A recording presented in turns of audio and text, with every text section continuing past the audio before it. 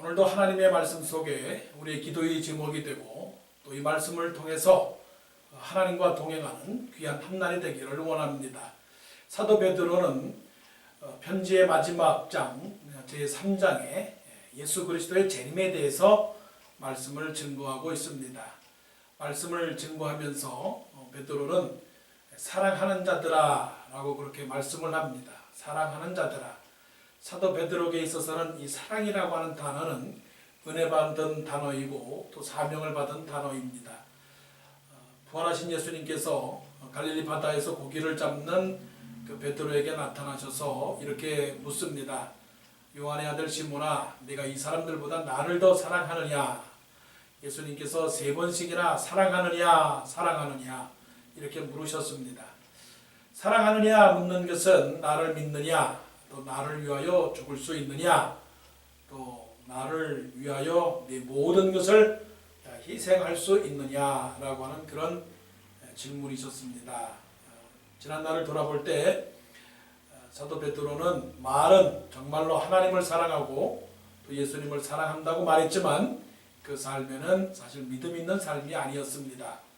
그렇기 때문에 이 사랑이라고 하는 질문 앞에 너무 부끄러워서 내가 주를 사랑하는 줄을 주께서 아시나이다 그랬습니다.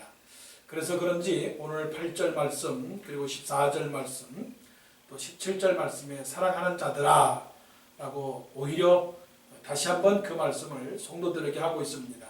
그 말은 예수님께서 베드로에게 하셨듯이 또 베드로는 흩어져 있는 여러 지파의 형제들 믿음의 사람들에게 이 질문을 하고 있습니다. 사랑하는 자들아.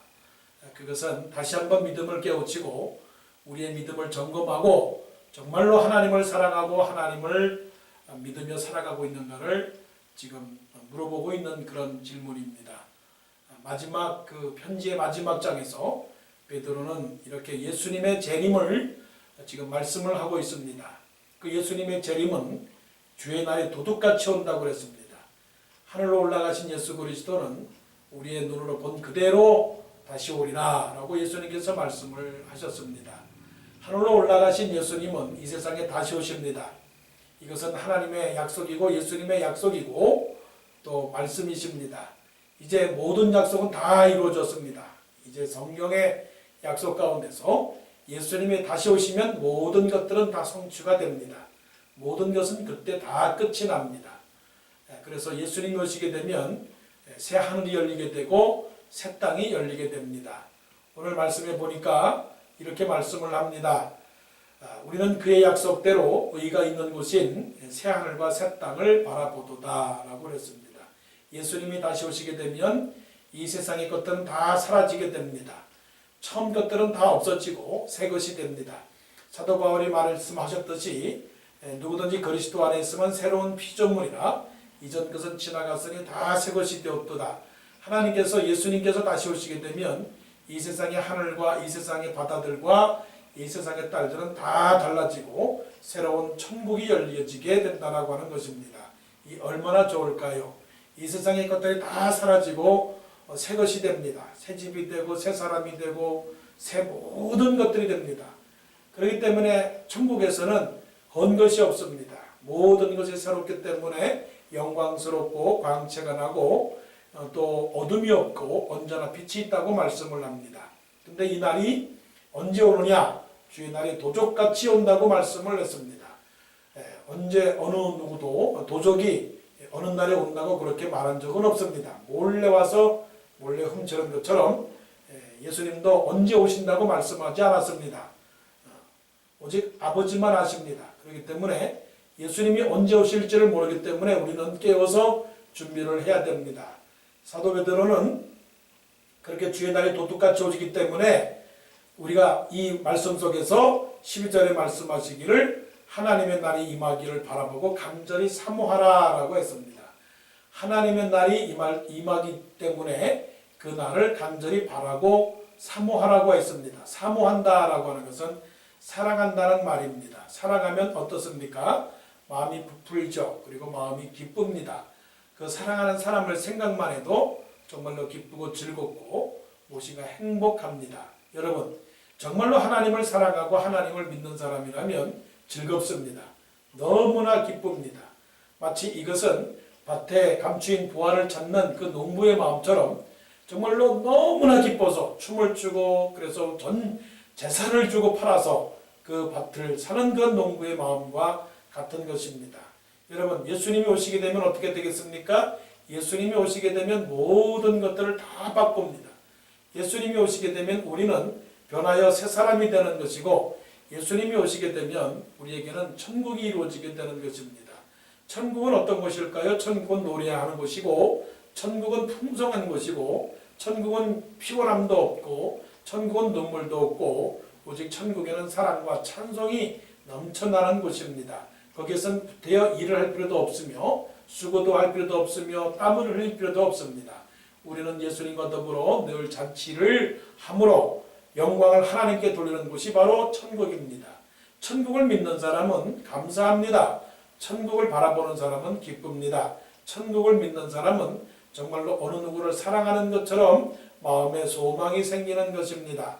바라보고 간절히 사모하라라고 그랬습니다. 그날이 오게 되면 세상의 모든 것들은 다 불타 없어집니다. 그러나 우리는 구원을 얻습니다. 선택받은 사람들은 구원을 얻습니다. 예수님께서 우리의 이름을 부르시고 우리를 저 천국으로 인도하십니다. 마태복음 25장에도 나서 말씀하신 것처럼 영생을 상속받은 아브라함의 자손들아, 이렇게 말씀을 하시면서 우리를 영접하십니다. 그렇기 때문에 이 수고스럽고 이 어려운 이 세상에서 이제 예수님께서 오시게 되면 모든 것들을 완벽하게 완전한 세상으로 바꿔주시기 때문에 우리는 그날만큼 좋은 날이 없습니다. 이 세상에 생일날도 좋고 이 세상에 결혼하는 것도 좋고 이 세상에 축하할 일이 많이 있지만 그날처럼 정말로 승리의 정말 기쁨과 승리의 개가를 부르는 날, 그날과 같은 날은 없는 것입니다. 아무리 경기에서 우승을 하고 아무리 공부 잘해서 상을 받는다 할지라도 이날만큼 좋은 날은 없습니다. 그렇기 때문에 우리는 바라보고 간절히 사모해도 결코 후회할 일이 아닙니다. 그러므로 오늘도 기도하면서 기도하시기를 바랍니다. 하나님, 그날을 사모합니다. 예수님을 사랑합니다. 어서 오시옵소서. 예수님을 맞기를 원합니다. 예수님을 보기를 원합니다. 예수님의 옷을 만지기를 원합니다. 예수님과 악수하기를 원합니다. 예수님과 정말로 뜨겁게 안아보기를 원합니다. 하나님, 어서 오시옵소서. 주여 어서 오시옵소서라고 그렇게 간절히 사모하는 우리 모두가 되기를 원합니다. 자, 주의 날이 오는데요, 어떻게 해야 되느냐라고 말씀을 하는데, 여기서 보니까 주 앞에서 점도 없고 흠도 없이 평강 가운데서 나타나기를 힘쓰라. 14절 말씀입니다. 예수님은 거룩하신 신랑이십니다. 신랑 되신 예수께서 이 세상에 다시 오실 때 깨끗한 신부, 단장한 신부를 맞이하기를 원하십니다. 그래서 마태복음 25장에서도 24장에서도 말씀하신 게 바로 그거죠. 신랑 되신 예수를, 신랑의 그 몸을 준비하는 미련한 다섯 처녀와 슬기로운 다섯 처녀에 대한 비유가 나오지 않습니까? 바로 그것은 무엇을 말씀을 하시는 거예요? 신랑이 갑작스럽게 오는 것처럼 또 예수 그리스도께서 이 땅에서 오시는데 바로 신부를 맞이할 그런 기다리는 준비를 해야 된다라고 하는 것을 우리에게 말씀하시는 것입니다. 신부가 졸고 있거나 또한 신부가 그냥 아무것도 준비하지 않거나 그러면 신랑을 맞이할 수 없는 거죠. 그런데 주님을 맞이하는데 가장 큰 일은 뭐냐면은 다른 게 없어요. 점도 없고 흠도 없이 곧 거룩한 신부가 되는 것입니다. 신부의 조건이 무엇이냐? 신부의 조건은 아름다운 것이 신부의 조건일 수가 있어요. 그러나 첫째도 둘째도 셋째도 신부는 깨끗해야 됩니다. 신부는 오로지 한 신랑만을 사랑해야 되고 두 신랑을 사랑하면 안 되는 것이죠. 그래서 우리는 믿음이 오직 한결같아야 됩니다. 이 세상도 사랑하고 저 세상도 사랑하고 이것도 사랑하고 저것도 사랑하면 되는 것이 아닙니다. 그래서 예수님께서 베드로에게 물어보신 질문이 그런 것이에요. 베드로야, 네가 이것들보다 나를 더 사랑하느냐? 이 세상은 정말 사랑할 대상들이 너무나 많이 있어요. 범죄할 만한 그런 곳들이 너무나 많이 있습니다. 마귀가 우리를 시험을 해가지고 우리를 어느 곳으로 정말로 범죄할지 모르도록 유혹을 합니다. 그래서 우리는 늘 시험을 당합니다. 죄를 지을 수밖에 없는 그런 환경을 당하게 됩니다. 그럴 때마다 우리는 예수님의 말씀을 따라 붙잡고 말씀을 따라 살아가야 됩니다. 사단은 우리를 유혹을 하는데요. 무엇으로 유혹을 하느냐면 사단은 욕심을 내라고 그렇게 유혹을 합니다. 욕심을 내서 물건에 대한 탐을 냅니다. 그 모세가 준 그 십계명을 보게 되면 그 십계명 중에서 내 이웃의 물건을 탐내지 말라. 내 이웃의 아내를 탐내지 말라. 살인하지 말라. 간음하지 말라. 물건을 도둑질하지 말라. 이게 다 뭡니까? 이게 다 욕심에서 나오는 것들입니다. 하나님께서 우리로 하여금 이렇게 예수 안에서 살게 하셨다면 우리는 거룩한 신부가 되도록 그렇게 해야 됩니다. 아나니아와 삽비라처럼 하나님께서 주신 물건들을 거짓으로다가 내는 그런 범죄를 저질러서는 아니 되는 것입니다. 하나님은 모세와 여호수아에게 말씀하시기를 네가 선 곳은 거룩한 땅이니 네가 선 곳에서 신을 벗으라 그렇게 말씀을 하셨어요. 그것은 곧 모세와 여호수아에게 하신 말씀, 그것은 네가 무엇을 하든지 간에 하나님 앞에서 거룩한 사람이 되어야 되고 거룩한 그릇이 되어야 된다라고 말씀을 하시는 것입니다. 디모데에게 사도 바울이 말씀한 것은 큰 집에는 은과 금의 그릇이 있을 뿐이 아니요 나무와 질그릇도 있어 천이 쓰는 것도 귀히 쓰는 것도 있나니 누구든지 이런 것에서 자기를 깨끗하게 하면 주인의 쓰심에 합당하게 되어 귀히 쓰는 것이 되리라 말씀을 하셨습니다. 하나님께서 귀히 쓰는 그런 모습은 깨끗한 것입니다. 예수 믿는 사람들은 어떻게 해야 된다고요? 깨끗해야 되는 것이에요.